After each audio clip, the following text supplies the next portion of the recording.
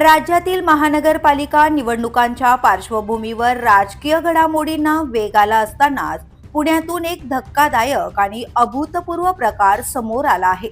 Ticket वाटपावरून नाराजी, बंडखोरी आणि अंतर्गत संघर्ष सुरू असलेल्या वातावरणात थेट निवडणूक प्रक्रियेलाच आव्हान देणारी घटना घडली आहे.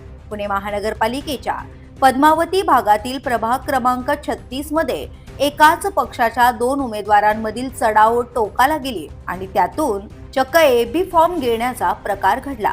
एकनाथ शिंदे यांच्या शिवसेनेचे उमेदवार उद्धव कांबळे यांनी प्रतिस्पर्धी उमेदवाराचा एबी फॉर्म फाडून तो तोंडात कोंबून गेल्याचा आरोप आहे. नेमकं काय घडलं पाहूयात. शिवसेनेकडून ड गटातून मच्छिंद्र ढवळे यांना आधी एबी फॉर्म देण्यात आला होता आणि त्यांनी मंगळवारी अधिकृत उमेदवारी अर्ज दाखल केला. मात्र त्याच दिवशी उद्धव कांबळे यांनी पक्षाकडून एबी फॉर्म देण्यात आला आणि त्यांनी देखील उमेदवारी अर्ज भरला.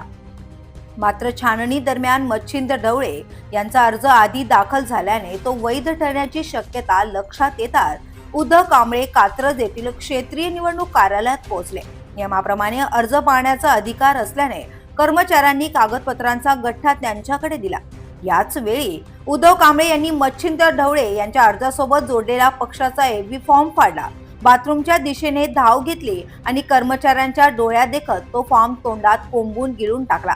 या घटनेनंतर निवडणूक निर्णय अधिकाऱ्यांनी तात्काळ पोलिसात तक्रार दाखल केली.